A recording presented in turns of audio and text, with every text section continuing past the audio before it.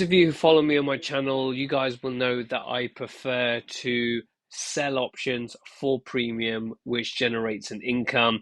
However, I couldn't help myself by actually buying an option on Bed Bath and Beyond. So if you can see on the screen now, Bed Bath and Beyond has had a massive short squeeze, just from a start of the week. It was, even if we go back the previous week, it was at lows of around 10, 11, all the way up to highs of 30. Now it's dropping all the way down from 30. It's now trading at 16.44. So what I've done is today, about 5, 10 minutes ago, and it's dropped even further, so I'm assuming that my put's in profit. I've taken a screenshot of the put I've just purchased. So I purchased the 16th of September 2022 put, and this was a net debit trade. So instead of selling this put, making $218, I bought the put. So I paid someone $218 to place this particular trade.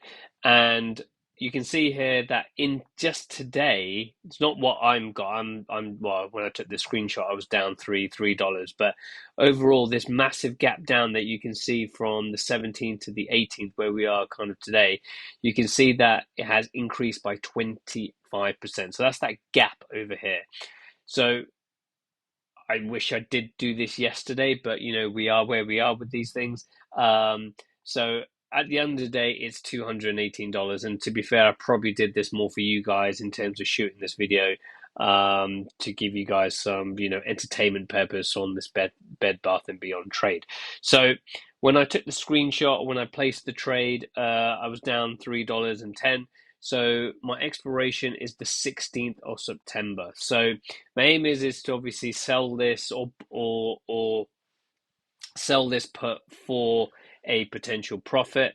And we're going to talk about now is why I've picked the expiration of September the 16th and the 12 put strike. So firstly, from an expiration point of view, I wanted to give this 30 days because I want this option to kind of play itself out in terms of for it to continue to go lower back into the areas where it might find some support and consolidation. And then the second reason why I've done the $12 put is all based around the weekly pivot, right? Well, this weekly pivot and last week's weekly pivot. And you guys know I talk a lot about pivot points on this channel, whether you're trading Forex or stocks. Pivot points are a big part of my analysis and trading, technical analysis. And most of the time, 78% of the time, the pivot that we're talking about the weekly pivot, gets hit on the week in this example that it was created.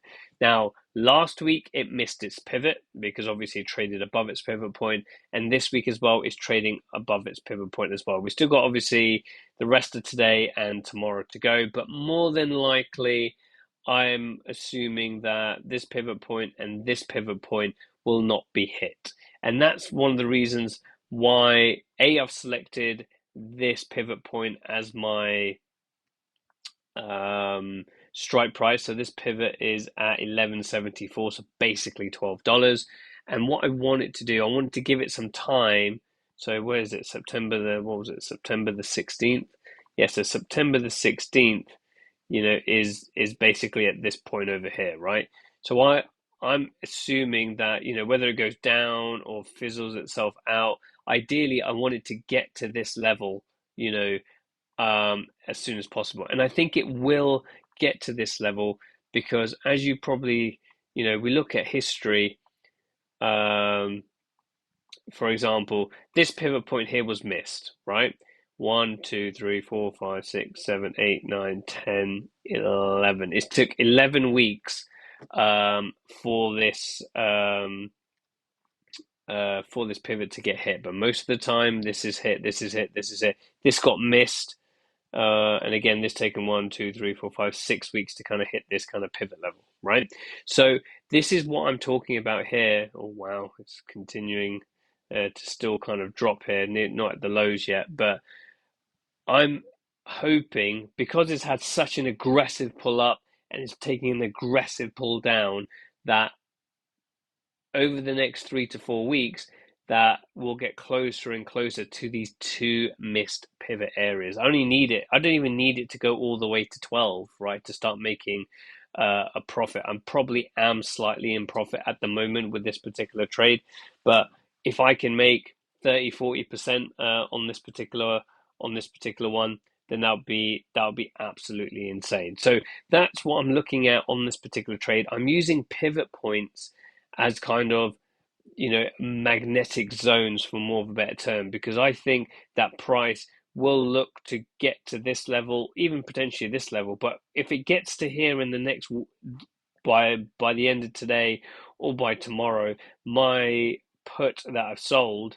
it went up 25% in a day, and it went from, let's say where the low is, the close was 23 and it opened on, where's that, 19. So a $4 move has made it, where's it gone here? A $4 move has made this 25.29% increase. And again, we still got a whole month yet left to go on this particular option.